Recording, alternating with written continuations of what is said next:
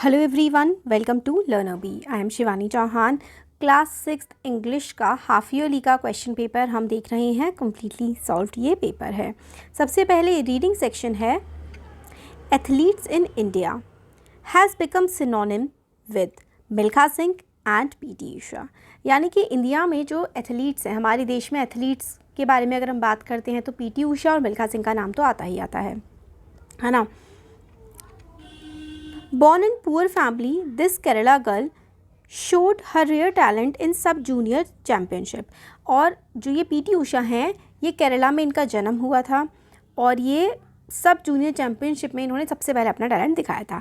तो पहला क्वेश्चन है, who was mister Madhavan Nambiar. तो माधवन नंबियार कौन थे? She was declare the individual champion. The man who Save the raw material into glittering diamond was her coach Madhavan Nambiar. तो माधवन नंबियार कौन थे? कोच थे, कोच ऑफ पीटी ऊषा। तो माधवन नंबियार कौन थे? माधवन नंबियार थे पीटी ऊषा के कोच। शी वॉज डिक्लेयर्ड एज, क्या डिक्लेयर किया था? Declared as individual champion. तो यहाँ पर कंप्लीट करना है सेंटेंस को। She was declared as individual champion. तो इंडिविजुअल चैम्पियन उनको डिक्लेयर कर दिया था। ये चीज़ भी काफ़ी इम्पॉर्टेंट हो जाती है। Where did she show her athletic prowess. तो एथलेटिक प्रोनेस यानी कि जो वो इतना अच्छा भागती थी, इतनी अच्छी रनिंग करती थी, ये उन्होंने कहाँ पर शो किया? तो अब आगे पढ़ते हैं। His guidance and coaching transformed her into great athlete. P.T. Usha showed her athletic prowess at Asian games new Delhi. तो कहाँ पर उन्होंने अपना एथलेटिक प्रोएस दिखाया था? Asian games new Delhi. तो एशियन गेम्स न्यू दिल्ली, इस तरीके से आप लोग को लिख देना है। When and where did she win the 4 gold medals. तो 4 गोल्ड मेडल्स उनको कहाँ मिले थे? वो उनको मिले थे एशियन गेम्स सियोल में। तो एशियन गेम्स सियोल में उन्होंने 4 गोल्ड मेडल जीते थे। एशियन गेम्स सियोल 1986 में उन्होंने 4 गोल्ड मेडल्स जीते थे। नेक्स्ट है, find the synonym from the passage. Synonym का मतलब होता है समानार्थी। अनाउंस्ड, अनाउंस्ड जो है इसका मतलब होता है कोई चीज़ को बोलना, या फिर एक तरह से होता है ना, अनाउंसमेंट हो रही है, यानी कि बोला जा रहा है, या फिर आप कह सकते हैं बताया जा रहा है। तो अनाउंस का जो सिनोनिम आता है वो होता है डिक्लेयर्ड। ठीक है, अनाउंस का सिनोनिम हमारा यहाँ पर यूज़ होगा डिक्लेयर्ड। तो यहाँ पर आप लिख सकते हैं डिक्लेयर्ड। और शाइनिंग, शाइनिंग का मतलब होता है जो चीज़ चमकती है ना, उसके लिए हम लोग यूज़ करेंगे ग्लिटरिंग, है ना। शाइनिंग चमकना होता है और ग्लिटरिंग भी चमकना ही होता है। तो यहाँ पर हम लोग शाइनिंग की जगह ग्लिटरिंग का भी इस्तेमाल कर सकते हैं। नेक्स्ट देखिए, find the word which is similar to reputation. Reputation के सिमिलर होता है फेम। नेक्स्ट देखिए पैराग्राफ है, इसमें पहले क्वेश्चंस देख लेते हैं। What is useful to us. तो what is useful us? Books are very useful to us. तो आंसर हो जाएगा books. Who do they never cheat, they are the best friend of man. They never cheat the reader. तो जो उनको पढ़ता है कभी भी बुक चीट नहीं करती हैं। तो द रीडर, रीडर को कभी भी बुक चीट नहीं करती। On which subject can we get knowledge. तो हम तो भाई बुक को पढ़ के बहुत सारे सब्जेक्ट पर नॉलेज पा सकते हैं। We get knowledge on different subject. तो सारे ऑल सब्जेक्ट्स पर हम किताबों को पढ़कर नॉलेज पा सकते हैं। What are the books source of. Book किसकी सोर्स होती हैं? तो बुक जो है वो नॉलेज की सोर्स होती है। Books are a good source of knowledge. तो किसकी सोर्स है? नॉलेज की। Find the opposite of lose. Lose का मतलब खोना होता है, तो लूज का ऑपोजिट क्या हो जाएगा? फाइंड हो जाएगा, यानी कि पाना। Find the word meaning of give greater knowledge of something. किसी चीज़ के बारे में अधिक ज्ञान देना, इसका अधिक ज्ञान देना या होना, इसका मतलब होता है एनलाइटन। ठीक है, किसी चीज़ के बारे में अगर आपको अधिक ज्ञान है तो आप कहेंगे एनलाइटन हो गए हैं हम। तो इसका यहाँ पर देखिए, we can read books of our taste, they enlighten our hearts and make us bold to face the realities and difficulties of life. Find the meaning of bold. तो जो bold है इसका मतलब होता है, देखो, brave. जो साहसी होता है ना उसको हम लोग बोल्ड बोलते हैं. तो बोल्ड क्या होता है? बोल्ड होता है साहसी. नेक्स्ट फिर से जो है रीडिंग कॉम्प्रीहेंशन है. इसमें भी हम लोग क्वेश्चन आंसर्स के थ्रू ही सॉल्व करने की कोशिश करते हैं. देखिए सबसे पहले ना हम लोग क्या करते हैं, रीडिंग कॉम्प्रीहेंशन आया, देख लिया हमने अच्छा ठीक है अकबर के बारे में. अब ना हम सीधा ना क्वेश्चंस की तरफ जाते हैं. क्यों? क्योंकि क्वेश्चन पढ़ने के बाद ना हम पैसेज से ईजिली आंसर ढूंढ पाते हैं. तो नेक्स्ट क्वेश्चन है, the king wanted to honour. King किसको ऑनर करना चाहते थे? तो हम लोग ये देख लेते हैं कि किंग भाई क्या ऑनर करना चाहते थे. तो one day Akbar the great and his minister were talking a stroll in the garden. मतलब वो घूम रहे थे गार्डन में, अकबर और उनके मिनिस्टर. अकबर सेड, अकबर ने कहा, Birbal I wanted to honour all the lazy person in the kingdom. यानी कि किसको ऑनर करना चाहते थे वो? ऑल द लेजी पीपल, सारे आलसी लोगों को अकबर जो है वो ऑनर देना चाहते थे, सम्मान देना चाहते थे. But I am afraid it is going to be difficult task. पर मुझे डर है, बड़ा मुश्किल ये काम होने वाला है. Birbal said, let's find out the lazy ones, your majesty. Soon a messenger went round announcing that all the lazy people in the kingdom should gather near the palace gate the next day. तो एक जो होता है ना announce करने वाला शहर में चला गया और कहा कि जितने भी आलसी लोग हैं वो राजा के दरबार के आगे इकट्ठा हो जाएं सारे के सारे. To find out the lazy people was, कैसा टास्क होने वाला है? काफ़ी डिफ़िकल्ट टास्क ये होने वाला है, ऐसा उनको लगा. बीरबल सेड टू हिमसेल्फ, अब क्या कहा? The king wanted to honour them. तो ये अनाउंसमेंट कर दिया गया कि जितने भी लेज़ी लोग हैं, जो आलसी लोग हैं, उनको ना किंग ऑनर करना चाहते हैं तो वो इकट्ठे हो जाएं. A very big special pandal was erected. Very soon there assembled a huge crowd at the palace gate. तो एक ये जब अनाउंसमेंट हो गई कि आलसी लोगों को अवार्ड देने वाले हैं राजा, तो बड़ी सारी भीड़ जो है वो इकट्ठा हो गई जो है राजा के दरबार में या फिर महल के गेट के सामने. Birbal said to himself, all these people can not be really lazy. तो बीरबल कहते हैं कि ये सारे लोग एक्चुअल में लेज़ी नहीं हो सकते. तो बीरबल ने खुद से क्या कहा कि all these people are really lazy. No no no no, none of these आएगा यहाँ पे, क्योंकि बीरबल ने ये कहा खुद से कि ये सारे के सारे जो लोग हैं वो एक्चुअली लेज़ी नहीं हो सकते. All the people started running for their lives. अब क्यों? He asked all of them to sit in the pandal. तो बीरबल ने कहा कि सारे के सारे लोग आप लोग बैठ जाइए. फ्यू मिनट्स लेटर, कुछ देर बाद, the pandal was set on fire. फिर थोड़ी देर में वहाँ पर आग लगा दी गई. All the people started running for their lives. और सारे के सारे लोग अपनी जान बचाने के लिए वहाँ से भागने लगे. Soon the pandal was almost empty. और वो जो पूरा एरिया था, पेंडल था ना, वो थोड़ी देर में पूरा का पूरा खाली हो गया.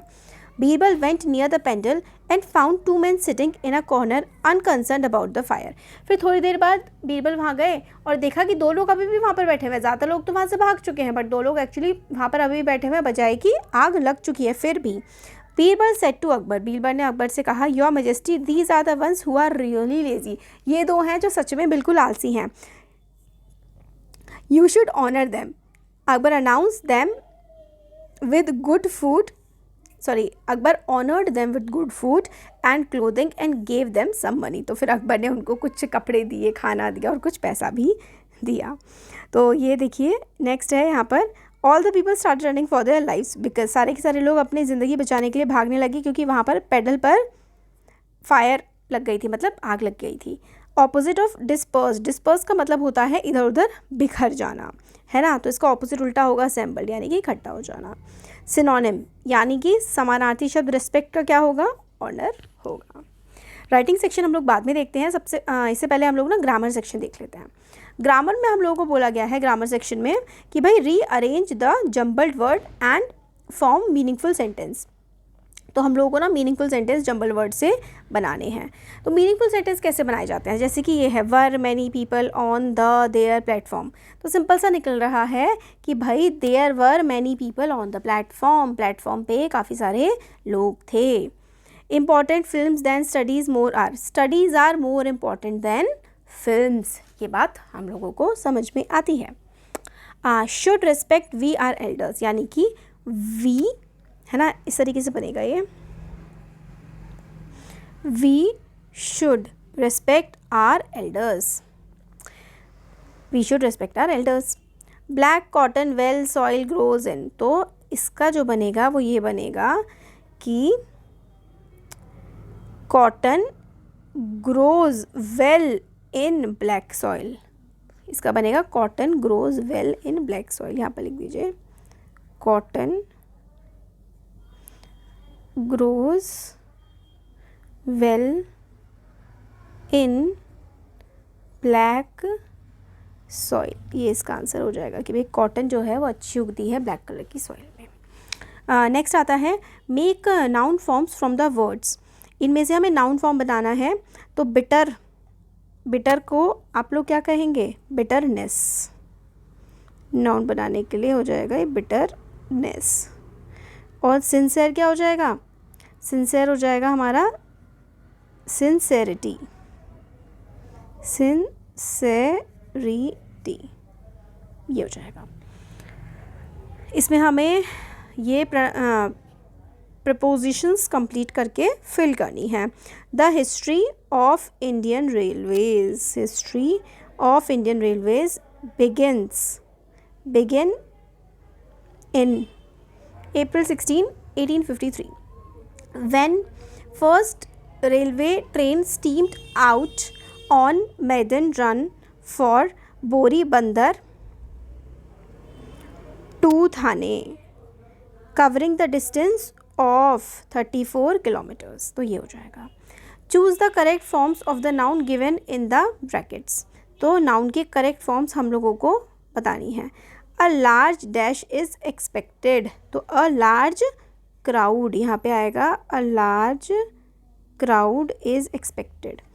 This pair of shoes आएगा यहाँ पे, this pair of shoes is good। These dash were found there, these gloves were found there। Next है use the correct degree forms and fill in the blanks। Rahul studies dash then Mohan, तो इसमें आ जाएगा Rahul studies harder, degree है ना तो harder आ जाएगा। यहाँ पर क्या फिल होगा, यहाँ पर हार्डर हो जाएगा। Next morning I got up earlier, यहाँ पर आ जाएगा I got up earlier than usual. The river Ganga is the longest river in India, river Ganga India की लॉन्गेस्ट रिवर है। राजेश इज़ अ क्लेवर, यहाँ पे क्लेवर ही आएगा, Rajesh is a clever student in the class.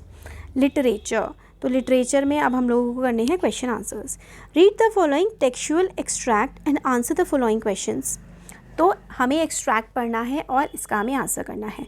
O no she said she is not really lame, this is only her lame day, तो ये सबसे पहले तो कौन से चैप्टर से लिया गया है, ये जो चैप्टर है ना a different kind of school, तो थर्ड वाले का आंसर पहले कर लेते हैं कि कहाँ से लिया गया है।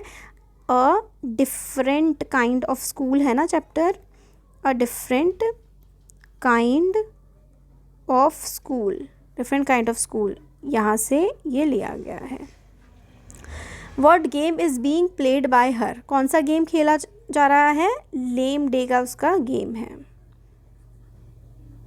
Who is the speaker here, यहाँ पर स्पीकर कौन है, कौन बता रहे हैं, ये है Mrs Beam the principal, Mrs Beam है द प्रिंसिपल, वो इसके बारे में बता रही हैं। नेक्स्ट देखते हैं। Read the following poetic extract and complete the sentence by choosing N appropriate option from the choices given below। Beauty is in yourself, तो poet wants to convey that beauty क्या है, good deeds, happy thoughts, ये सारे beauty हैं। That repeat themselves in your dreams, in your work and even in your rest, तो beauty क्या है, खूबसूरती क्या है, जो काम हम करते हैं, जो सपना हम सोचते हैं, ठीक है, वो हमारे रेस्ट में जब हम आराम कर रहे हैं, सपने में भी सब कुछ हमारे जो अच्छे काम हैं, हमारी जो खुश वाली जो थॉट्स हैं, वही ब्यूटी है। तो ब्यूटी क्या है, beauty is a thing of Joy. Beauty is in beauty कहाँ पर है? ब्यूटी हमारे गुड एक्शंस में है ना, गुड डीड्स। गुड डीड्स का मतलब है ब्यूटी कहाँ पर है? गुड एक्शंस में हमारी ब्यूटी है। The speciality of happy thoughts, happy thoughts की क्या स्पेशलिटी यानी कि हैप्पी थाट्स की क्या खासियत है? दे रिपीट इन आर ड्रीम्स, हमारे ड्रीम्स में वो रिपीट होती हैं, हमारे ड्रीम्स में भी रिपीट होती हैं, हमारे काम में भी रिपीट होती हैं। They repeat themselves in your dream, in your work and even in your rest. जो खुशी है ना वो आपके ड्रीम में, आपके आराम में, हर जगह वो रिपीट होती हैं। Answer the following in short. A home is made by, home कैसे बनता है? A loving and caring family से। होम कैसे बनता है? होम बनता है अ लविंग, एक प्यार करने वाली प्यारी सी जो फैमिली होती है ना, a loving and caring family. एक लविंग और केयरिंग जो फैमिली होती है ना, उससे ही एक होम एक्चुअली में बनता है। Why do you think the writer visited Miss Beam school? तो राइटर जो थे उन्होंने मिस बीन का स्कूल क्यों विज़िट किया आपके अकॉर्डिंग? तो हमें बताना है यहाँ पे, देखिए। बिकॉज राइटर ने इसलिए विज़िट किया था because he had heard a great deal about it and he wanted to know their teaching methodology. तो क्योंकि राइटर ने मिसेस बीम के स्कूल के बारे में काफ़ी कुछ सुना था और वो ये देखना चाहते थे कि किस तरीके से वहाँ पे पढ़ाया जाता है। नेक्स्ट है, why does the poet want to know where the teachers go at 4 o'clock? Poet क्यों जानना चाहते थे कि टीचर्स 4 o'clock पर कहाँ चले जाते हैं? ऐसा पोएट भाई क्यों जानना चाहते थे? तो देखिए इसका आंसर हो जाएगा because he thinks his teachers are special and extraordinary. वो सोचता था कि उसके टीचर अलग हैं बिल्कुल। Write the name of the poet in the poem the kite. The kite के पोएट कौन है? Henry Vaughan. How did Taro's father show his happiness after drinking the sake? तो he dance in the middle of the floor.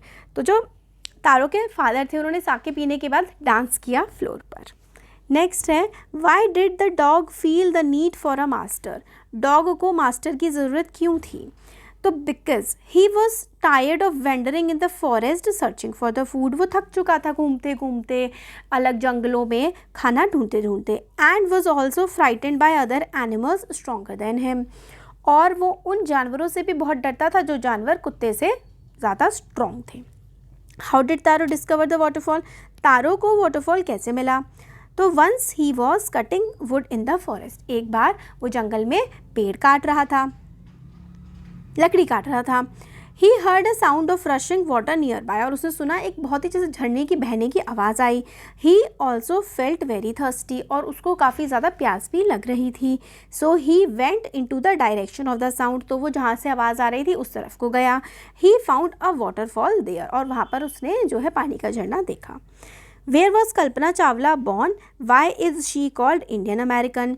तो she was born in Karnal, Haryana. She went to US to complete aeronautical engineering. She married to an American flight instructor, Jean Pierre Harrison, and became the citizen of US. और वो बाद में US की citizen बन गई थी.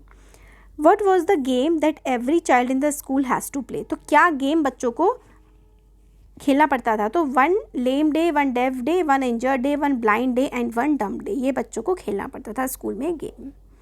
Next है, how did Kalpana became astronaut? Kalpana जो है वो एस्ट्रोनॉट कैसे बनी? After getting a degree in aeronautical engineering, Kalpana went to US and earned her PhD in aerospace engineering. In 1994, she was selected by NASA for training as an astronaut. She was encouraged by the people around her. तो उन्होंने aeronautical engineering करी, फिर वो NASA में जाकर उन्होंने फिर PhD करी और फिर वो नासा में सेलेक्ट हो गई थी.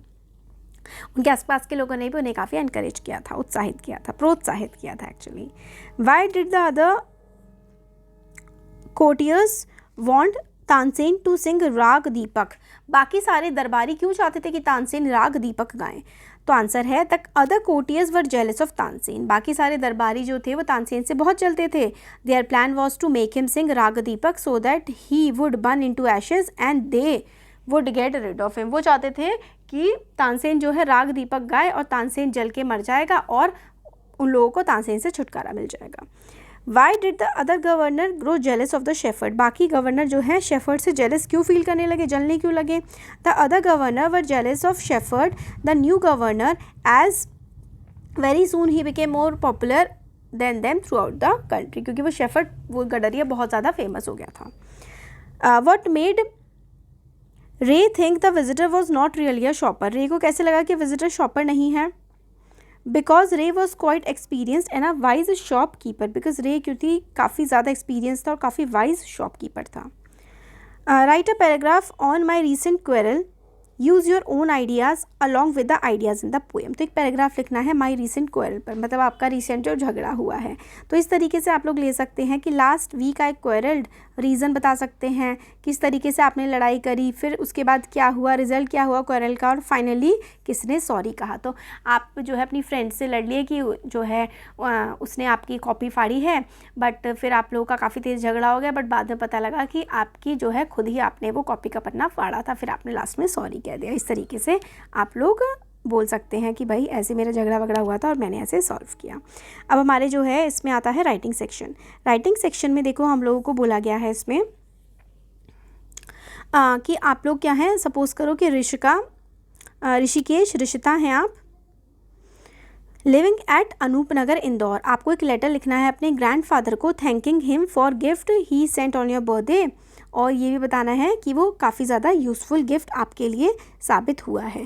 तो सबसे पहले देखिए आपका जो फॉर्मेट होता है ना कि ऊपर स्टार्टिंग में आप जो एड्रेस लिखते हैं, फिर उसके बाद है ना हेलो वगैरह लिखते हैं, फिर लास्ट में आप लोग थैंक्स बोलते हैं, योर सिंसियरली, फिर अपना नाम लिखते हैं.